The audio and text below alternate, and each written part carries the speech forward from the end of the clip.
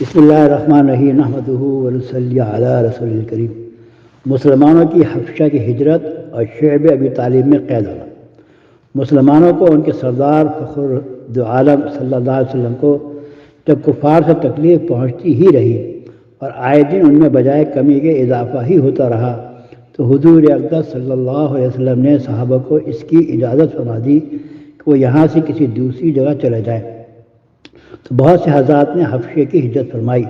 حبشے کے بادشاہ اگرچہ نصرانی تھے اور اس وقت مسلمان نہ ہوئے تھے، مگر ان کا رحم دل اور منصف مزاج ہونے کی شہرت تھی۔ چنانچہ نبوت کے 5ویں برس رجب کے مہینے میں پہلی جماعت کے 11 یا 12 مرد اور 4 یا 5 عورتوں نے حبشے کی طرف ہجرت کی۔ مکہ والوں نے ان کا پیچھا بھی کیا کہ یہ نہ جا سکیں، مگر یہ لوگ ہاتھ میں آئے اور وہاں پہنچ کر ان کو یہ خبر ملی کہ مکے والے سب مسلمان ہو گئے اور اسلام کو غلبہ ہو گیا۔ تو اس خبر سے یہ حضرات بہت خوش ہوئے، اپنے وطن واپس آ گئے۔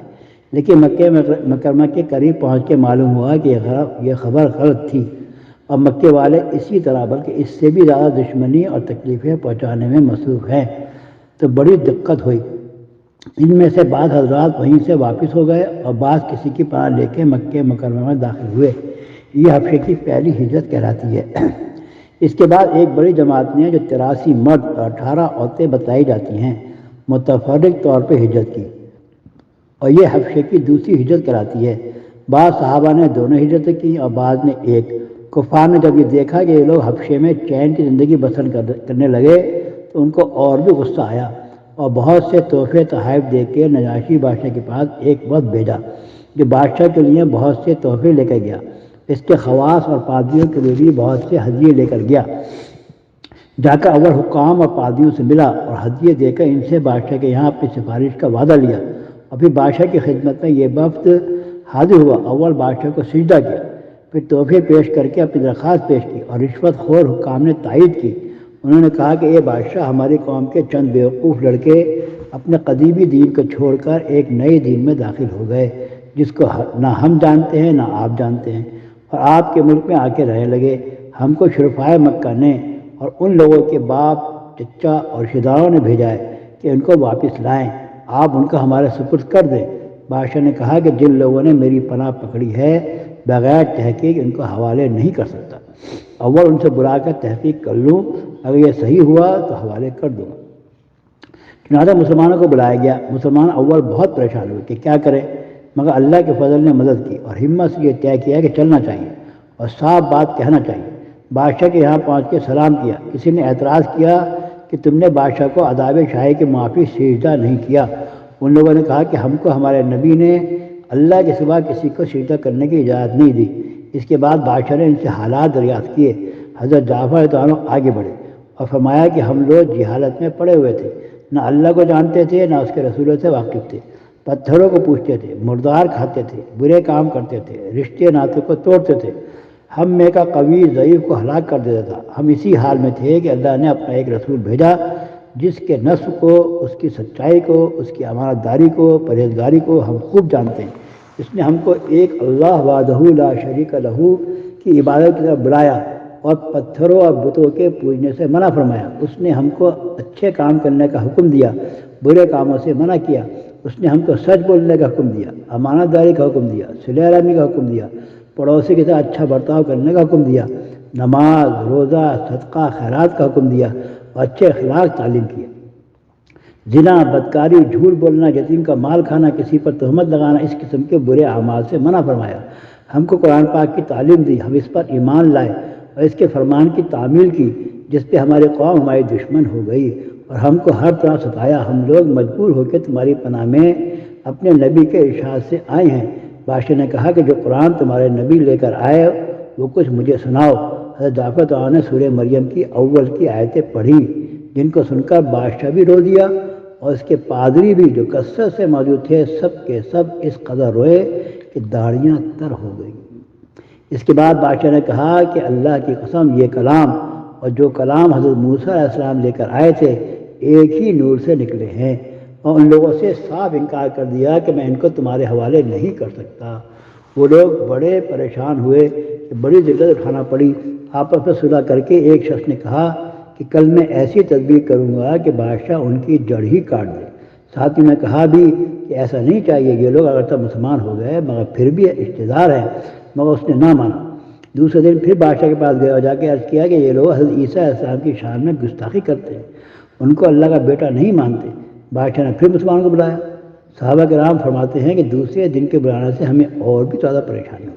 بہرحال گئے، بادشاہ نے پوچھا کہ تم حضرت عیسیٰ علیہ السلام کے بارے میں کیا کہتے ہو؟ انہوں نے کہا وہی کہتے ہیں جو ہمارے نبی پر ان کی شان میں نازل ہوا کہ وہ اللہ کے بندے ہیں، اس کے رسول ہیں، اس کی روح ہے اور اس کے کلمے ہیں، جس کو خدا نے کنواری اور پاک مریم کی طرف ڈالا۔ نجاشی نے کہا کہ حضرت عیسیٰ علیہ السلام بھی اس کے سوا کچھ نہیں فرماتے۔ بعض لوگ آپس میں کچھ چخ چخ کرنے لگے۔ نجاشی نے کہا تم جو چاہے کہو۔ اس کے بعد نجاشی نے ان کے تحفے واپس کر دیے اور مسلمانوں سے کہا کہ تم امن سے ہو، جو تمہیں ستائے اس کو تاوان دینا پڑے گا۔ اس کا اعلان بھی کرا دیا کہ جو شخص ان کو ستائے گا اس کو تاوان دینا ہوگا۔ اس کی وجہ سے وہاں کے مسلمانوں کا اکرام اور بھی زیادہ ہونے لگا اور اس وقت کو ذلت کے ساتھ واپس آنا پڑا۔ تو پھر کفار مکہ کا جتنا بھی غصہ جوش کرتا ظاہر ہے۔ اس کے ساتھ ہی حضرت عمر تعالیٰ کے اسلام لانے نے ان کو اور بھی جلا رکھا تھا اور ہر وقت اس فکر میں رہتے تھے کہ لوگوں کا ان سے ملنا جلنا بند ہو جائے اور اسلام کا چراغ کسی طرح بجھے۔